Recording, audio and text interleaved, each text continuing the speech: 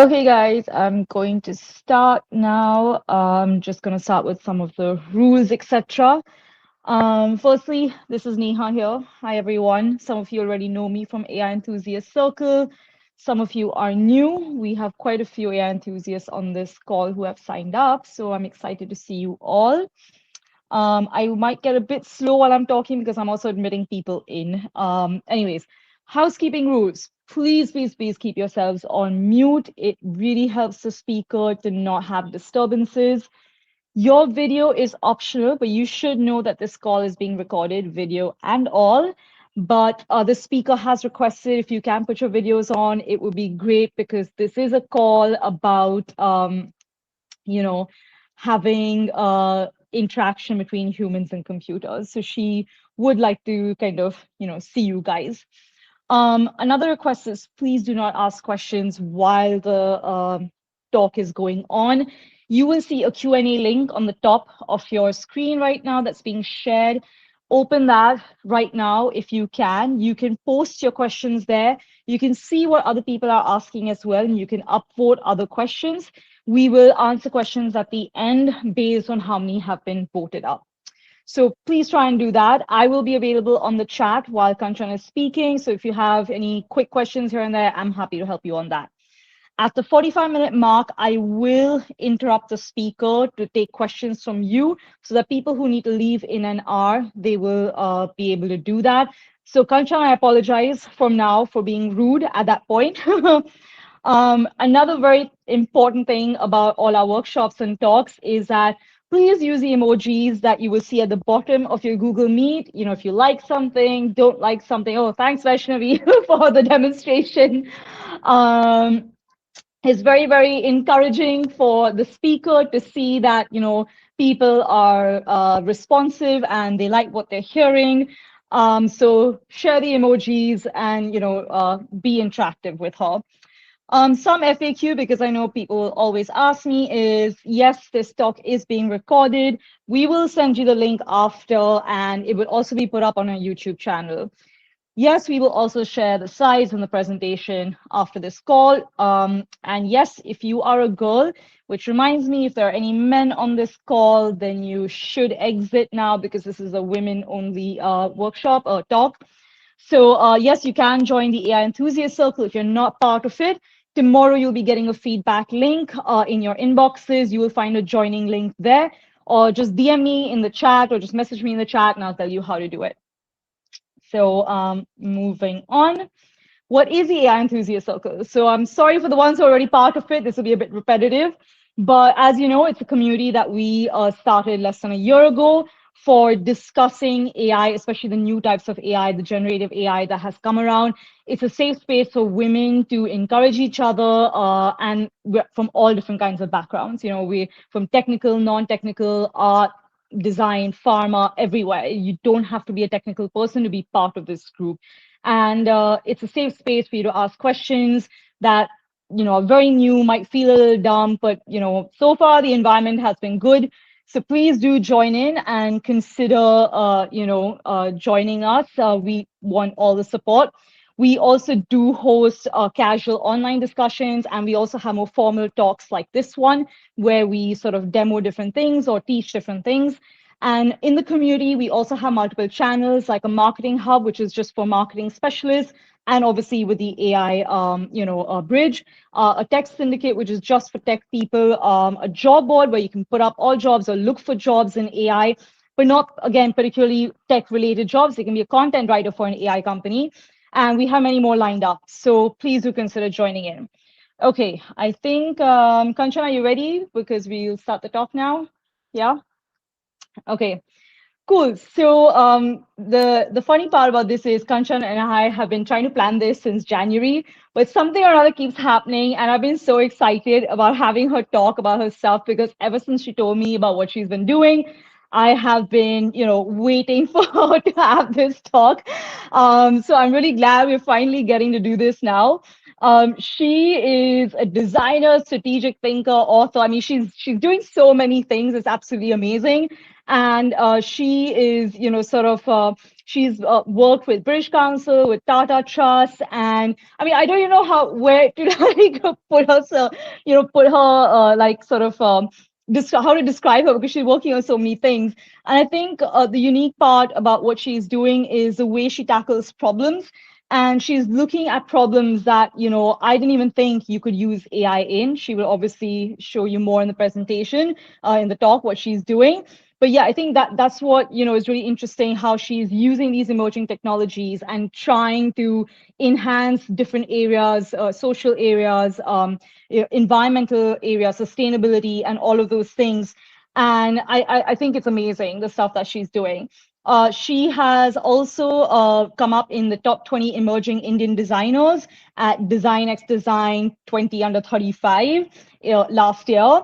Her stuff has been showcased in the Indian Global Forum in London, in G20 in Delhi, and sorry, some people coming in, and yeah, Ars Electronica, and then she's even been in publications, the Mint, Stir World Magazine, Financial Express. So I mean, yeah, this is, I mean, some great stuff happening here. So I'm really excited about this talk, because even I can imagine the ways she has used AI in, in such unique ways. So Kanchan, over to you. You can share your slides now. And guys, don't forget to ask your questions on that link. I've also put it up in the chat. Thank you so much, Neha, for that introduction. And thanks to everyone who's joined us today. Evening, afternoon, morning. I know some of you are joining us from India, but some are also joining from across the world. So I'm really excited to share with you more about how you can unlock innovation with generative AI. So give me a moment while I share my screen and we can dive right in. So I will not be able to see your faces, unfortunately, but feel free to switch them on so you can see each other. And like Neha said, feel free to react so I can see those emojis popping. It gets quite boring as a speaker. But again, thank you so much for being here. And I will try my best that this is a fun session and discussion. And hopefully, there is a new way of seeing that you take away today. So, just to share with you, these are two different cover images, one by a human, one by AI. So if you want to write in the chat which one you think is better, just a kind of quick voting to warm up, feel free to drop one or two. Okay, so let's begin by just taking a deep breath, actually.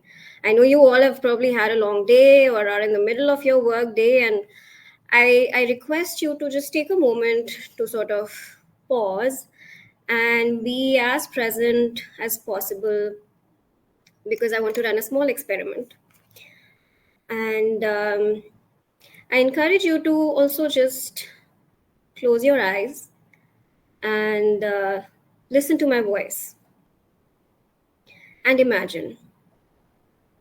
Imagine you're in a thick, deep forest, maybe somewhere you've already been or seen photos of.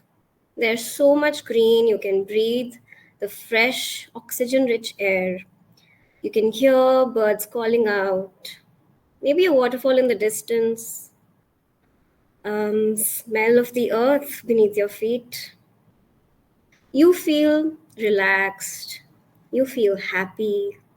You see a small squirrel hop away onto a mushroom and then onto a tree trunk. Can you see it? Now, imagine it's all gone. Poof, just like that. You stand in the middle of a barren land with tree stumps and vultures circling above in the sky. How does that make you feel? Take a moment and sit with that feeling. And open your eyes gently, holding on to what you feel right now. And let's watch this short video together.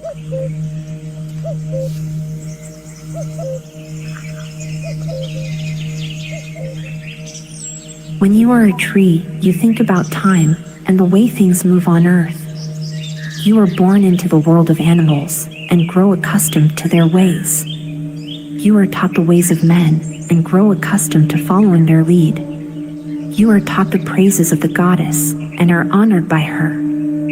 At last, when you are a tree, deep in thought, you dream. You listen to the whispers of companions and come to realize that each is a living being whose presence shapes you, being unique.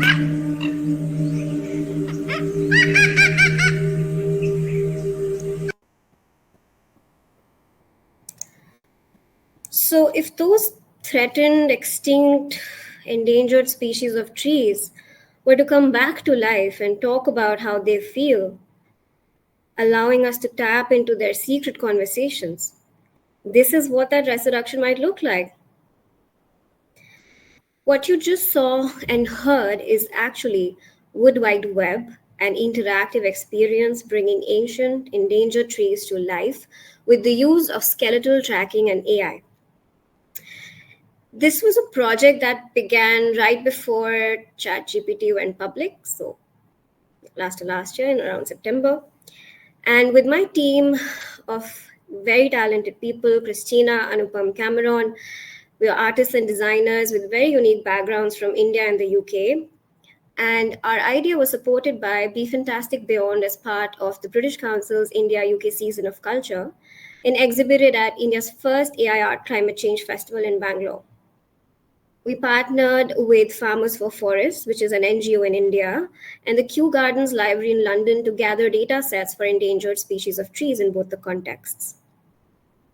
So what you see here is the tree mimicking a girl's movement through skeletal tracking, allowing her to, in a way, become the tree, while she listens to the stories of loss and mourning, like we all did. In fact, the seeds of this project, Wood Wide Web, were in challenging the biased representation of certain data sets in AI, forming friendships where there existed a colonial relationship, and addressing climate anxiety, which is a global phenomenon. Even the title, Wood Wide Web, is a metaphor for the global mycelial network, the channels through which trees talk to each other. And we thought it could be an interesting one for this hyper-connected but disconnected world we live in. In terms of the experience, we wanted to create something that evoked empathy, interconnectedness, melancholy, and inspire more care for the planet. More so in a time where exposure to bad news has made us so numb, although we have burning issues such as the loss of biodiversity still surrounding us. The way this project came together, we started with a lot of desk research and brainstorming, and we got real on ground data from our partners that I mentioned earlier. We had images like this, we had text, we had interviews. This is actually a photo from Gadchiroli village in Maharashtra that our partner Farmers for Forests shared with us. There were interviews from farmers talking about forest fires and about the direct impact of climate change, which was affecting certain species of trees, like you see here. In London, we had photos from the Kew Gardens Botanical Archive that my friend and collaborator Christina actually gathered. And we used the textures from the bark of the oak tree, the yew tree, to form the skin of the tree character that you saw earlier. And we got a lot of stories, poems, folklore, like the one you see over here, that talks about the relationship that people had in the earlier time between human and nature. And sorry, actually, we are nature. But I think this is a connection we have now mostly forgotten. And in the way this project was trying to rekindle that. Here's a glimpse of our Miro board, brainstorming, trying to figure out what we should create. This was a very early initial stage. This was the first time we were all working together. And I think the thing that connected us all was a shared interest in emerging technologies like AI and the environment. This is the team, and you see a couple of snapshots of the different modes, if I can say. We use 3D modeling tools like Unity, Maximo, creating those animated elderly tree characters whose bark skin constantly changes with the use of AI-generated dynamic textures. We used a Kinect for the skeletal tracking, which forms the trigger point for the central character. So when you come in front of that and you move your hands, it kind of comes to life, and the whole mycelial network also becomes awake in this forest-like ecosystem. The what you heard, like the dialogues you hear, are poems generated with GPT-2, which at the time was the model. Even the text to speech is with AI. We experimented a lot with sound, actually. So Cameron, who you see on the screen, is a sound designer, and we took inspiration from, for example, Lord of the Rings and so on, to imagine how can this sound more human, more tree-like, but not robotic. So there was a lot that was going on in the process. And what you see on the top left is actually a sketch of the space. So you're trying to imagine how the physical and digital can come together. How can we sort of make this experience more immersive and tactile as much as it was about the digital as well. And this is what the final exhibit actually looked like. I love this photo. In fact, I think it's our team's favorite one, of this 3-year-old girl interacting with Wood Wide Web in Bangalore. And it was open to public. We had visitors from all kinds of backgrounds coming to share things like what you see here, where a person said that I could feel one with the central tree, in a way that there was a exchange of energy and between the human body and the tree, and like in a brief moment, this feeling of connection and empathy that we wanted to actually evoke. Since then, over the last year, we've had more than 100,000 people interact with Wood Wide Web at Ars Electronica and Linz, to even Mrs. Akshata Murthy at G20. And I'm happy to share that all of them said the same thing, that it was an experience that made them think, that made them feel something, and it made them kind of rekindle this spirit of the fact that we are nature, and maybe feeling is the starting seed of some kind of a motivation, some kind of an action that you take. With that, again, let's just take a brief pause, and if there are any emerging curiosities or questions, you can drop them on the link that Neha shared earlier, and we can discuss them towards the end. So next, I want to share the story of Speculative Visions. This was a collaborative project that focuses less on the role of AI to craft an interactive piece, and more on AI as a participatory research tool that could help communities solve climate change, or in a way actually become part of the solution, gain a certain kind of awareness and vocabulary to also discuss it. So this was a pilot project as part of LEADS 2023 for the public good, which was conducted with underserved communities in Bhati mines in Delhi. And those of you who are not from Delhi and not familiar, it's a settlement close to the Asola Bhati Wildlife Sanctuary, which is one of the biggest green lungs in Delhi. And I conceptualized this as the sort of project lead in collaboration with Dr. Victoria Spicer, who's a professor in sustainability research and computational social science at the University of Leeds, and has been working on Tipping Points, which was presented at COP28, and she's doing some really amazing work. And with our community partner, Lakshya, who's the co-founder of Asia Foundation. In terms of the problems that we challenged, or we wanted to sort of challenge through this project, the first thing was that most of the climate positive images that have been created so far are biased towards the global north. And second, that climate policy is usually very top down. Rarely are we asking the communities at the margins or from the global south to share with us their ideas for a livable future as rightful citizens. And this is what inspired us, and these were the sort of challenges that we wanted to actually take up and experiment with through this. So some of the other themes that we discussed and tried to address through this pilot was what you see on the screen now. And in fact, this photograph shows the space for the workshop that we did. And yes, that is mid-journey. Maybe I would choose a different tool now, given the conflicts with data privacy and rights. But at the time, it was one of the best tools for visualization, and we really wanted to sort of try it out in a very different context than it is done usually. So what we did for the first time ever was to actually use generative AI to visualize climate positive futures with a community. And what you see here in these images that are popping up on the screen is that people wanted greener cities. They are imagining rooftop facade gardens, which could cool their homes during the summer months. But they know that because of the location next to a wildlife sanctuary, it would invite snakes, it would invite monkeys. So there were these sort of tension points where there was an imagination of solutions, but there was also problems which were coming up in the conversation.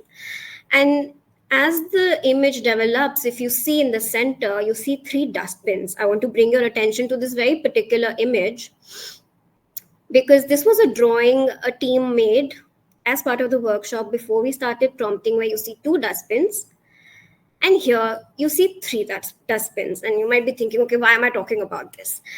So you'll realize that even such a small thing, a tool like this, can sort of push people's imagination. And for reference, this is a community where most of the people are daily wage laborers. They live close to this wildlife sanctuary and have very limited digital access or literacy.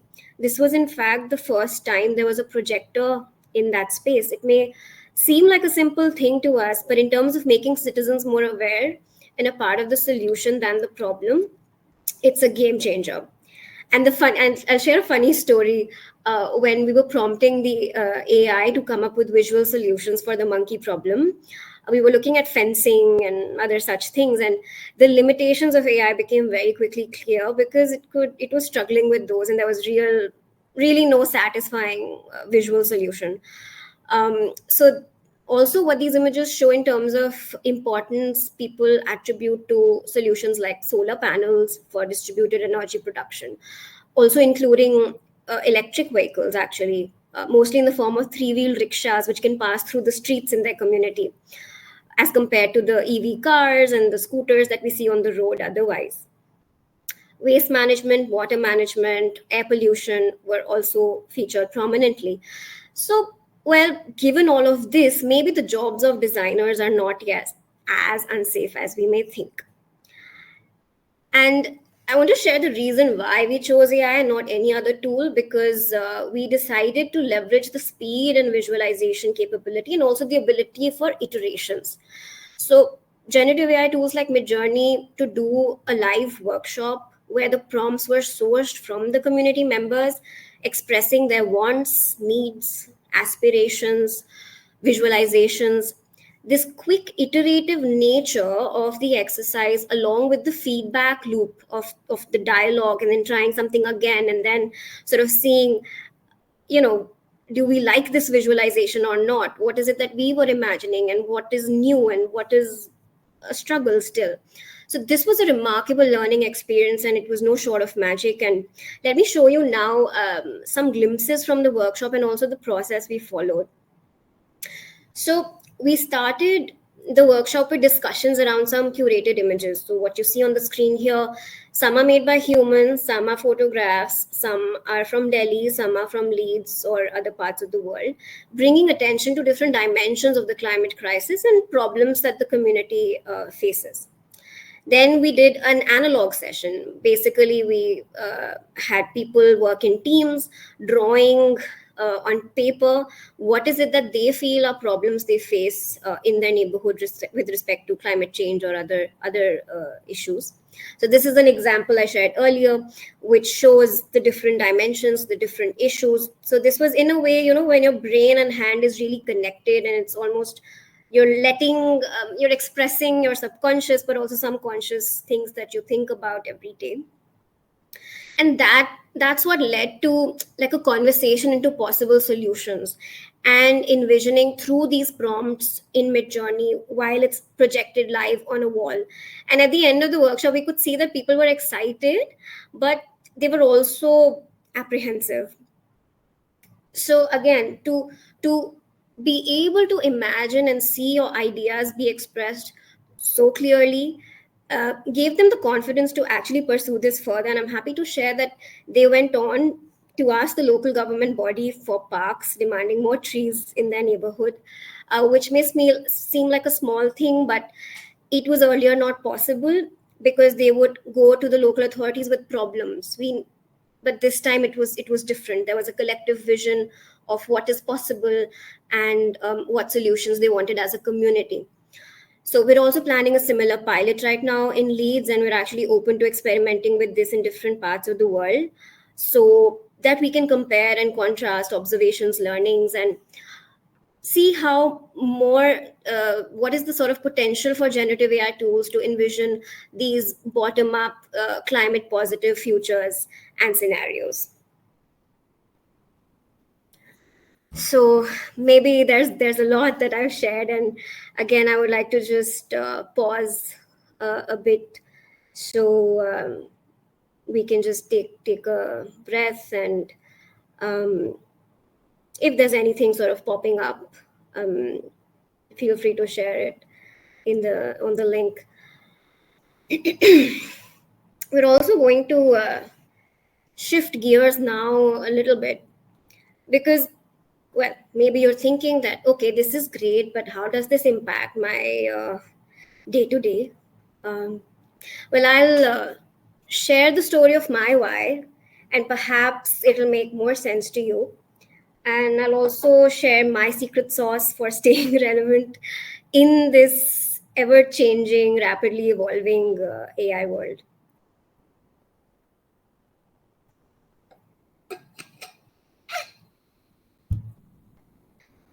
So maybe some of you know what this is. And you've seen some of my experiments with AI over the last year. And I want to share that they created a sort of sense-making lab for me in the middle of this crazy world we live in. And honestly, as someone who doesn't come from a tech background per se, I can tell you it's been quite a journey of self-learning to find my place and stand on AI, coming from a background in design. And I'm still exploring how to leverage it for the future of my work. In fact, the AI enthusiast community has been a great space for discussion and introspection. So thanks to you all, and to Neha as well. As a designer, researcher, strategist, I've actually worked with people from different backgrounds who've joined each other to follow their curiosity, challenge the status quo, explore some tension points arising from this very rapid technological but also social changes. And the works have offered new perspectives that create dialogue. So this VUCA world that we live in, maybe some of you have heard this term. It stands for volatile, uncertain, complex, and ambiguous. And it's become even more so since COVID. And I think even more with the AI wave. So just this week, so many developments have happened with ChatGPT for Omni and the Google event. And there's literally an AI for everything. And there's literally a website called that. There's an AI for that.com. So this is what it feels like to me. And maybe some of you are also able to relate and feel the same way. And this is also what it feels like. We're surrounded by wicked problems, these complex systemic challenges, like not just climate change, but also education, unemployment, financial crisis, healthcare, hunger, poverty, and so many more. And the thing is that these need more now than ever creative problem solving and a very multi-layered approach with different stakeholders, from policymakers to domain specialists, technologists, entrepreneurs, researchers, designers, and more. So I've been wondering and reflecting, what does this mean for me as a designer?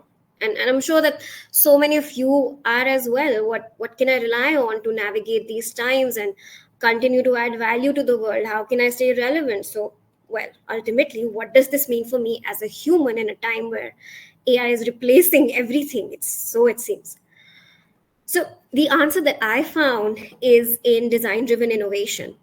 It's an idea that design can be used as a strategic tool for innovation, And according to Roberto Verganti, a renowned professor and author on leadership and innovation, design driven innovation involves redefining problems and exploring new possibilities for products, services, systems, and experiences. This is why a term you may all have probably heard, design thinking, became so popular in the last couple of years because it makes visible a designer's mindset and method to solve complex challenges. Through this, I want to actually take a look at history and the evolution that has happened so that it helps to make sense of what is happening in the larger world of design and innovation as well. And I often use my LinkedIn posts as way of making sense. So I thought it might be also nice to share this with you. So if we look at history to make sense of the present, design as a field has gone from being about making the tangible to making the intangible, from in a way visible to invisible. Think about the printing press. When that was invented, it was about print media. Graphic design came up. Industrialization, products, chairs, the telephone, all of that. Service industry and IT boom. So now we have services and experiences. You look at UX design, you look at different fields like that. And now we are in this fourth era where we are looking at the design of systems and the design of organizations as well. So it's about how we can use a designer's mindset to sort of create a culture of innovation and transformation. And my master's in strategic design for innovation and transformation has been a really sort of key sense making journey for me as well. But with all of this, you again, how do you sort of make sense of this and adapt it to your own daily lives? Well, I have some kind of good news. And the good news is that we all have certain hidden superpowers. And it's taken me going through all these experiments and experiences to realize this. So I'd love to share 3 ingredients for innovation that designers naturally have in their toolkit, but any non designer can also learn and cultivate. Trust me, we are all creative and we just get schooled into believing that we're not. So, the first one is creativity. Now, what I mean by creativity is the ability to reframe problems. What does it mean to view a problem from different perspectives and angles, and how can we spot new opportunities? Have the courage to try, to experiment, to fail, to learn. That's where the magic happens. And how can we use AI? Well, if you outsource your mundane, repetitive tasks to AI, you can actually create more space and time for your creative juices to flow, to think, to brainstorm, and so on. The second one is communication, and it all starts with empathy. Being able to put yourself in the other person's shoes, or even, well, AI tools. To communicate effectively, you need to actually understand the way of thinking and the language that the other person or machine understands. So, in this also, visual storytelling or immersive experiences like the one that I shared, or even simpler ways, can help to evoke feelings, motivations toward actions. And this kind of sets the stage for the next one, which is collaboration. So, working with people from different disciplines or business functions can lead to a better understanding of the bigger picture, and cross pollination of ideas will lead to more aha moments. So, with collective expertise, when you can take those ideas into implementation, that's what innovation actually is. You can develop new products, services, strategies, experiences, whatever. And let's not forget AI. It's crucial to experiment and explore together with tools and where in your workflow they can add value. I really believe that we've moved from a human computer interaction era to an era of human computer collaboration or co creation. So these are the 3 superpowers for innovation: collaboration, community, and creativity. And these have really helped me survive and thrive. And I believe it will help me go into the future as well. And I have a bit more interesting data to inspire more of you AI enthusiast women here. So, with that, I hope we are on time. Neha, just have the last one bit left now. Yeah, go ahead. Okay, so Thank you for being so patient with me throughout this. I can assure you we're about to sort of close soon, and this might be the most interesting bit as well. So hang in there and also keep thinking of your questions because I'm really looking forward to the discussion. So, the last thing I want to share is actually some tangible sources and signals of change that can help us get a glimpse of forces that could be shaping our future. Things to think about or create scenarios and reflect what would be my role in this world?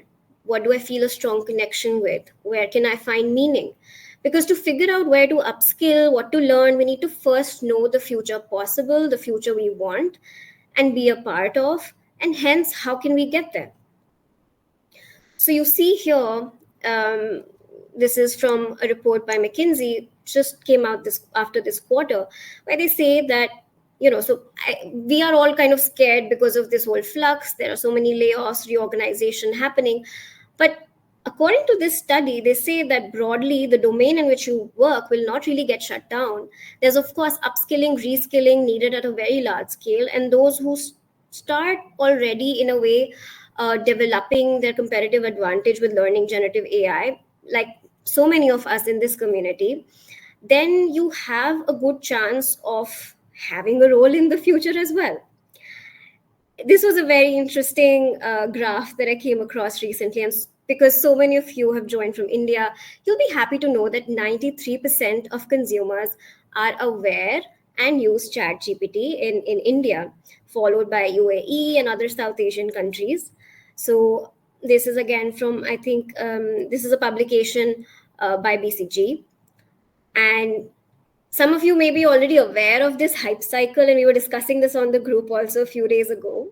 So I thought it may be nice to bring this here for those of you who maybe missed it or don't know about it.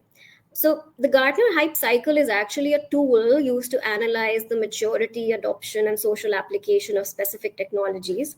It provides a visual representation of the life cycle. So if you see here, there is a blue dot in the second column from the left at the peak, which is called generative AI. And if you see, we are at the peak of inflated expectations right now. And over the course of time, there will be a dip, and then there will be a sort of stabilization in a way where this technology gets so part of our usual day, it's streamlined, it's operationalized, but it will take some time. And to say also that this is a pattern with all technology. That's why you see there are so many on this curve which are probably like from the trigger of innovation to sort of like really climbing, and they will also come here. So every year they can come up with this, and I thought it was a really interesting tool to sort of soothe and in a way get a hint into the future that it's okay, things will get better. And also what you see on the right is something which I saw just yesterday or today morning. And it was so heartening to know that there is almost equal, and in fact, women have better adoption of GenAI tools at the workplace. And there's a whole report by BCGX, which I'm happy to share if any of you are interested to read the details. But I think there is a lot of positivity and optimism around this. So I thought that maybe, after looking at all of this, there are some sort of possible future trajectories which I could leave you all with as food for thought. These are some questions and future trends from the recent report by Frog, which is a global design company under Capgemini Invent called Futurescape. And it's about keeping in mind the socio-economic, tech, environmental perspectives as we look at technologies like AI. So you have a lot of these contradictory things if you look at what all is here. So humanizing AI, mechanizing humanity, cure and condition. So there are tension points, but there are also opportunities. So I think a lot of the discussion that we've been having on the group is also all these dilemmas, right? Is it good? Is it bad? What's the space in the middle? How do you navigate this? Where do you position yourself? So as someone who comes from a sort of very multidisciplinary background, I find that these kind of prompts are very interesting for us to think about and also reflect upon, and can help us navigate a bit more intentionally into the future with technologies like generative AI. And I want to end with this, which is this is the last slide, promise. So I want to end with this. This is the future that I see 10 years from now. In fact, it's a collective vision that we co-created, with my colleagues at the Masters at Politecnico di Milano in like 2 months ago. Um, Imagining how nature, how AI, how us as people, how can everything sort of come together in a world, coexist in harmony, keeping in mind well-being, keeping in mind various other factors, um, designing in a way the future that we want to be a part of. So my question to you all is, how can we co-create a better future together? And it's just something to think about. And yeah, I'd love to end with that. And thank you for being so patient. I'd love to know your thoughts, your reactions, and also feel free to connect with me after the talk as well. Over to you, Neha. Hey guys, firstly, in case anyone has to leave early, thank you so much for joining in on a weekday in the evening. I really appreciate it. And obviously, Kanchan, thank you so much. I can't imagine the in-depth stuff that you must have actually had to do for some of these projects. I know you're lightly touching upon each of these, but I mean, there must have been so much more to try to collaborate these sort of concepts together, like the environment versus AI, and I love that word co-create. Like I love that thought that you left in the end, that like how can we co-create together? And I think maybe that's a question I want to ask in the community as well later and see what people have to say. But before I spend too much time talking, I do want the questions to come on. So I'm going to present the questions to you now. There are 4 or 5 questions. So, guys, while she's answering the questions, please keep asking on the link. You will see the link back on the screen. I've also put it on the chat. So please do ask. I'm going to do them by voting order. So whichever is upvoted, I will put that up first. So that's the first question from Kay. What are your thoughts on the copyrights of the images generated using these tools? Very popular question. So again, no simple answer to a question like this. The jury stands out so for example, if I look at Midjourney, they've been in trouble because they've been looking at they've actually taken, without getting copyrights from artists, a lot of their work in the initial training data sets. And I know that there are some policies and laws being passed right now where they're talking about how the images that are generated using AI are not because AI is not a human, you can't give it that kind of agency and copyright, but at the same time, the human has used a tool. So to me, honestly, I think my approach to something like this is to find generative AI tools which either are trained on copyrighted images or have a more ethical sort of data set. And there are some websites or tools like this which I'm happy to share, and you can connect with me to sort of also look, but they're few and far apart. The bigger ones that we all know of, they want a Yeah, large data set. So it's yeah, there's no right answer yeah, to this, yeah, but yeah. those are my thoughts. Okay, I'm gonna put up the next question. There are quite a few on here, so just get through them if we can. So this one is there a form of control test? The interaction with the tree helps people reconnect with nature, but how does this compare to the impact of, example, an artist-led interaction with a real tree? Thanks for that question, Mary. It's nice to see you here. So I don't understand what you mean by a control test per se, but I'll try to answer this the best way I can. So, um, the impact of a person, like I think we've been interacting with trees for the longest time. There have been movements, even here in India, something called the Chipku movement, where at a certain time against deforestation, we had people literally sticking and hugging trees, and large communities of people doing that as a stance and as a big move to show their solidarity with nature. And I think we need more of such spectacles. But with the scale of this problem today, I think what technology allows is also a kind of scalability and a common relatability factor. But I think there is still merit to, this is not the only way. It is a way to experience that connection. And I do agree with you that nothing can beat a real, tangible sort of a tree, which is why even in this project, it wasn't visible in the photo, but we had real plants behind, so that when people come, they get the sort of tactile experience of real plants as well.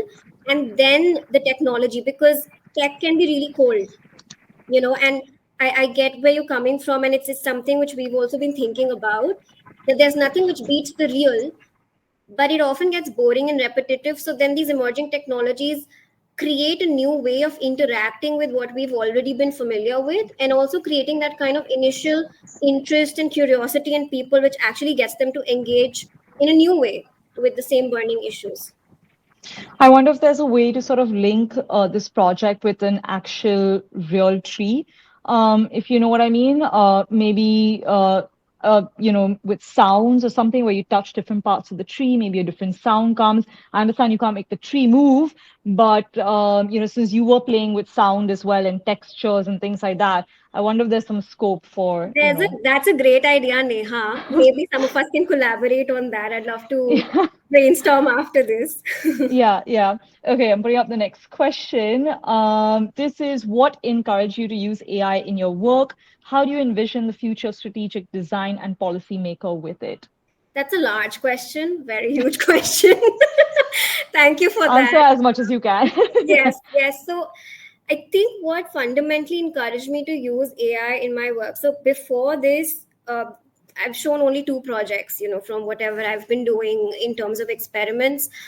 But even before AI, I think I got introduced to working with creative technologists who are using other kinds of technology like creative coding and so on to create interactive experiences. I think I come from a background where I really enjoy experience design, and not just in the app version, but really how can you bring physical and digital worlds together. And I through that first project ever that I did, I realized the fascination that people have with technology, and how that becomes a great entry point into making them come in touch with a very important issue, which is what I was talking about even in the previous sort of. So, understanding the fascination that people have with AI, I kind of leverage that into my work to first make the barrier to entry easier, and then engage with a very pressing issue which otherwise could be so boring. You could write an article about it, you could make a very dark documentary about it, but we chose to go with an exciting technology. Yeah. However much controversial there it might be, but then also as an entry point to challenging some of its features and testing out some kind of problematic areas like diversity, inclusion, impact on the environment, and so on. Future of strategic design is in the making. Policymakers is a completely different sort of thing, but I can share one story, that one of my projects was actually used in policy advocacy. So this is a project called Suno, and we created an immersive soundscape using recorded sounds near a landfill in Delhi. And Wow. that we had a huge TV screen. People could move their finger. You could also just navigate on a laptop, and it's a black screen. And as you navigate, you hear different sounds, and you're prompted to guess where you are. Literally, more than 1,000 people have interacted with it at India Art Fair and so on, even virtually. 4 people were able to guess that it was a landfill, right? So then, because it was a technological piece, something which you can carry on a laptop, some of the people we know in policy advocacy actually took it into a boardroom.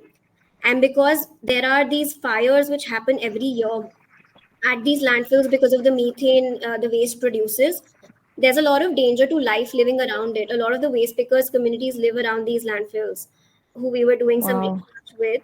And that led to a big fine on the government.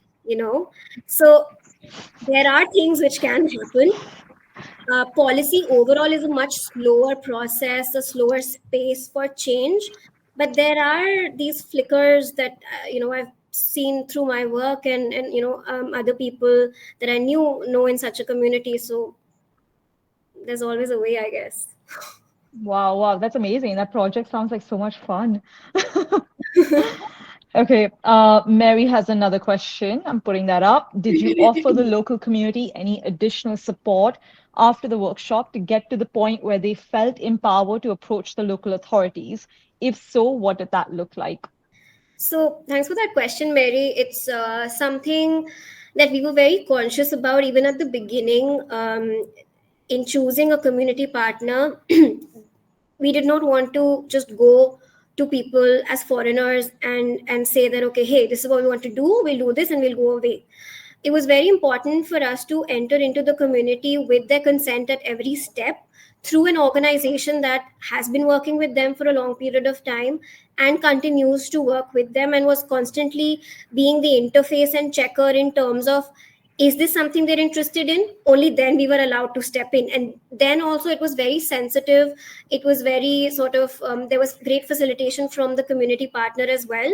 And after that workshop, there was an ongoing conversation where, yes, I was involved, Victoria was also involved, but it was being led and anchored by the community partner, and they were the ones who actually took it ahead after that, because I think even to us that's what made sense, because the people have those that kind of trust and relationship with them. And our job was just to see if there's some kind of value addition we can do for them, but also for us to learn from their sort of collective visualization. I She hope has messaged saying that makes a lot of sense. that. Great to hear about this partnership.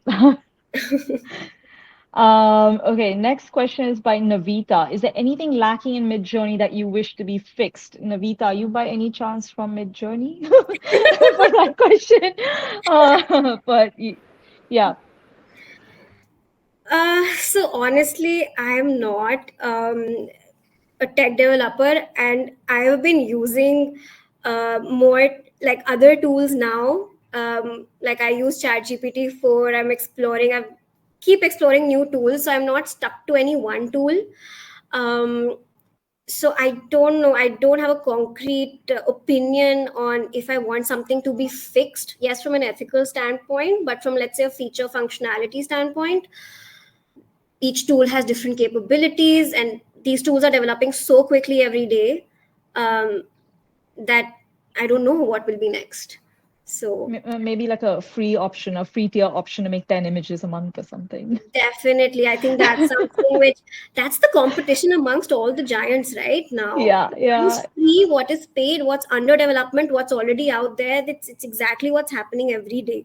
Yeah, yeah, because there's so many other now text to image tools that offer you free tiers like Ideogram, Remix, and all of them, and ChatGPT, now DALI, etc. Not that they're as good as Midjourney. Like I understand Midjourney provides a lot of editing tools, but maybe in the free tier you don't get editing tools. Maybe you just generate the image or something like that. So Yeah. yeah. Okay, more questions from Marina. As a designer, how has AI helped you streamline design processes? That's a lovely question, Marina. Thank you for asking me this, because I have been working on a research project, the main project in my master's right now, where I'm exploring. I've kind of dabbled with more than 300 generative AI tools now, and I've been sort of running experiments and workshops to try to see how some of these tools can help streamline the design process. So we've been looking at design of future services, and looking at, let's say, the double diamond, and in the sort of different phases from research to defining to diverging and ideation, and also developing the final ideas as products, etc.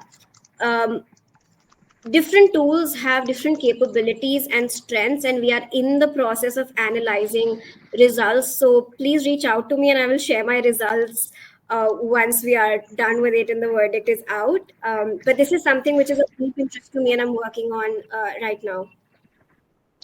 Okay. From Anita, who's messaged in the chat box, she would like to know what's your educational background and when you started with AI, And what was the opportunity that you took to evolve into this sphere? Like, so I guess how did you go from the education that you had into the AI that you have now?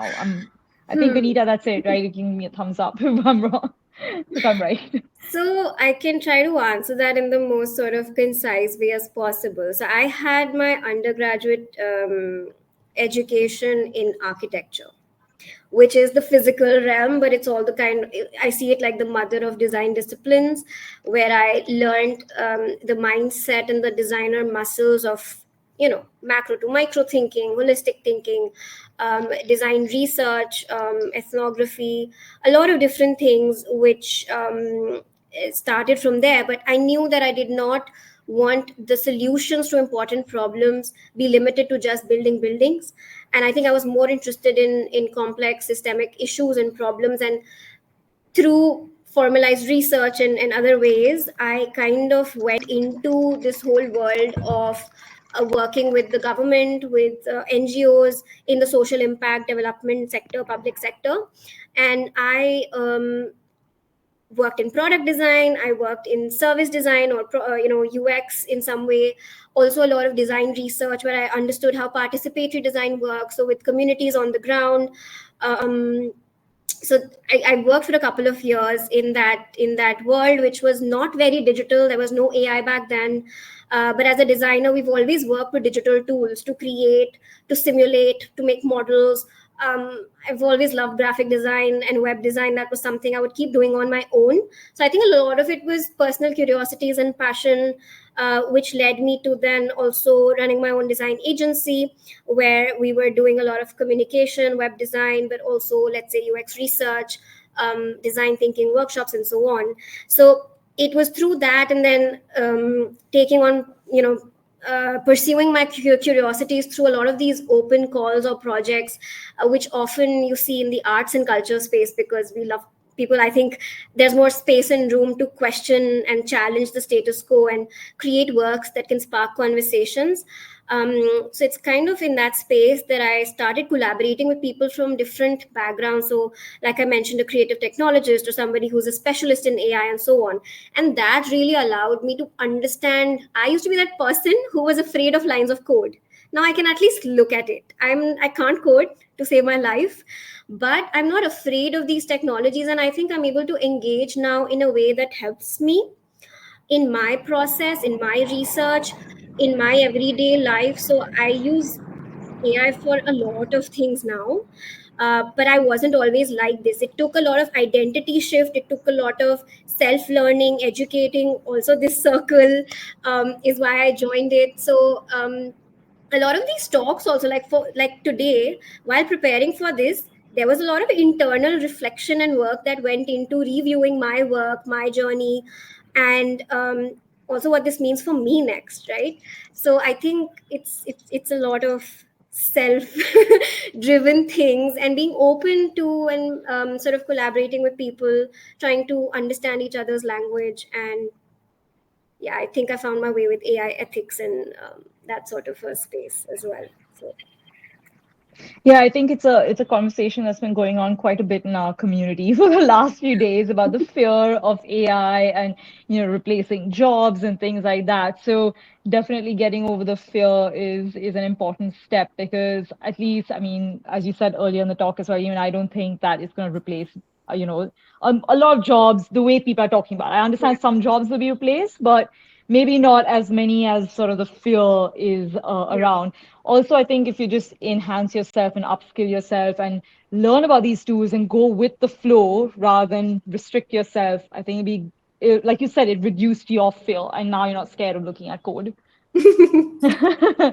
I think there's a last question here, which actually I asked, because you mentioned that you did not want to use Midjourney because of ethical. Is there any other tool that you would say instead of Midjourney to use? I can share that Okay. on like a one-on-one basis, because I'm blanking out on the name. No, But no problem.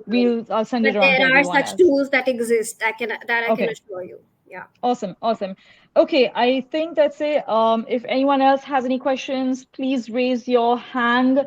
But in the meantime, I will say my thanks to everyone who's joined in and to Kanchan for sharing her life story, her passion, her sort of journey through all of this, and even those vulnerable moments where you were self reflecting and trying to figure out how not to get over your fears and everything. And I really appreciate you taking the time out to share all of this with us in the middle of your master's research thesis and everything that's been going on. And everyone else, thank you. On a weekday, I'm sure you had long days at work and everything. I will be sending a feedback form tomorrow, so please do reply to it. And I've already shared a link to the form where you can sign up for the AI Enthusiast Circle, who is hosting this event.